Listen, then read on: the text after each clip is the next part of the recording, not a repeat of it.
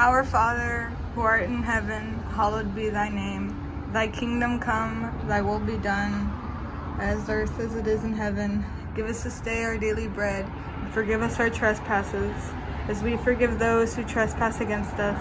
And lead us not into temptation, and deliver us from evil. Amen.